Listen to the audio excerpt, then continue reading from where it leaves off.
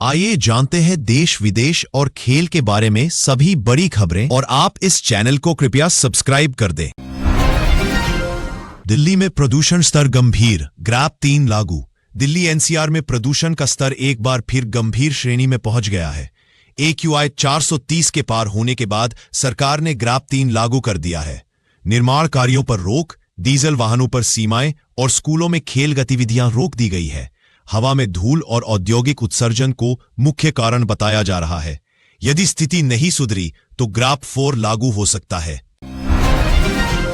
संसद का शीतकालीन सत्र आज काफी अहम रहने वाला है। सरकार 3 बड़े बिल डिजिटल सुरक्षा, सामाजिक सुरक्षा और कर संशोधन पेश करने की तैयारी में है। डिजिटल सुरक्षा बिल में साइबर अपराध, ऑनलाइन ठगी और डेटा सुरक्षा को लेकर कड़े नियम शामिल किए जा सकते हैं। वहीं सामाजिक सुरक्षा बिल के जरिए पेंशन और असंगठित क्षेत्र के श्रमिकों को राहत देने की योजना है। इधर विपक्ष भी इन विधेयकों पर सरकार को घेरने की रणनीति बना चुका है। ऐसे में सत्र के दौरान बहस तीखी और बेहद गर्म रहने की उम्मीद है।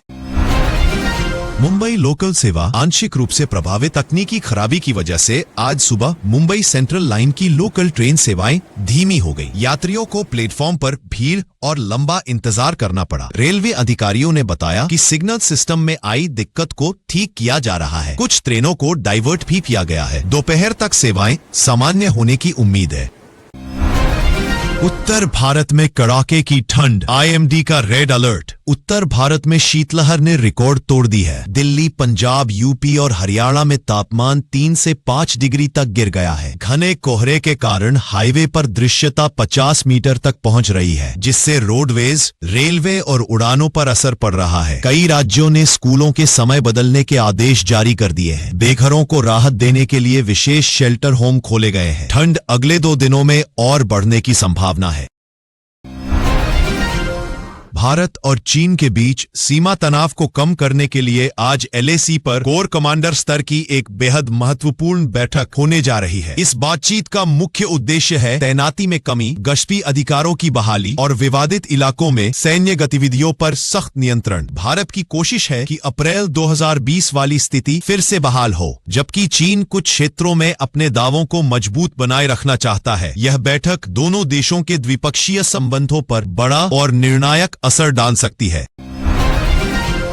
किसान संगठनों की बैठक, MSP कानून की मांग तेज। किसान संगठनों ने आज दिल्ली में एक महत्वपूर्ण बैठक बुलाई है, जिसमें MSP कानून, फसल बीमा में सुधार और बिजली बिल संशोधन जैसे मुद्दों पर चर्चा होगी। किसानों का कहना है कि MSP को कानूनी दर्जा मिलना अनिवार्य है, जिससे फसलों का न्यूनतम दाम सुनिश्चित होगा। सरकार ने बातचीत के लिए खुलपन दिखाया है, लेकिन अभी कोई अंतिम निर्णय नहीं हुआ है। आज अंतरिक्ष में भारत की नई सफलता, PSLV मिशन तैयार। इसरो ने घोषणा की है कि दिसंबर के आखिरी सप्ताह में PSLV C65 मिशन लॉन्च किया जाएगा। इस मिशन में पृथ्वी अवलोकन उपग्रह के साथ कई छोटे संचार और वैज्ञानिक उपग्रह भी शामिल होंगे। यह मिशन जलवायु परिवर्तन से जुड़े महत्वपूर्ण आंकड़े देगा। वैज्ञानिकों का कहना है कि PSLV का यह मिशन भारत की स्पेस रिसर्च को नई दिशा देगा और अंतर्राष्ट्रीय ग्राहकों को आकर्षित करेगा।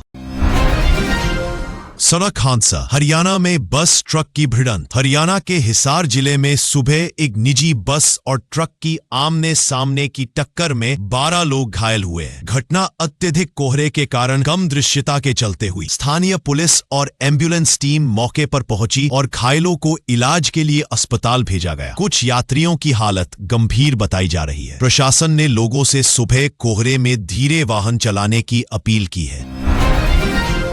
देश भर में पेट्रोल डीजल की कीमतों में मामूली बढ़ोतरी। अंतर्राष्ट्रीय बाजार में कच्चे तेल की कीमतें बढ़ने के बाद भारत में पेट्रोल और डीजल की कीमतों में आज 20 से 30 पैसे तक की बढ़ोतरी की गई। दिल्ली, मुंबई, चेन्नई और कोलकाता में नए रेट सुबह 6 बजे से लागू हो गए। तेल कंपनियों ने बताया कि वैश्विक मांग बढ़ने और डॉलर के मजबूत होने का सीधा असर ईंधन के दामों पर पड़ा है। कीमतें आगे भी बढ़ सकती है।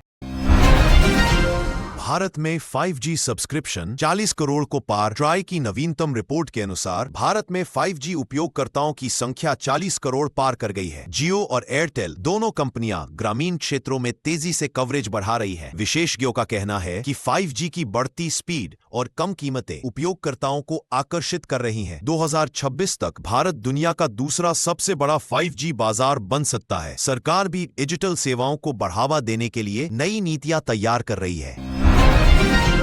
वैश्विक बाजार में आर्थिक अनिश्चितता बढ़ने के कारण सोने और चांदी की कीमतों में तेजी देखी गई है। भारत में सोना 400 रुपए और चांदी 600 रुपए प्रति किलो तक महंगी हुई है। निवेशकों ने सुरक्षित निवेश विकल्प के रूप में सोने को फिर प्राथमिकता दी है। विशेषज्ञों का कहना है कि आने वाले दिनों में कीमतें और बढ़ सकती है।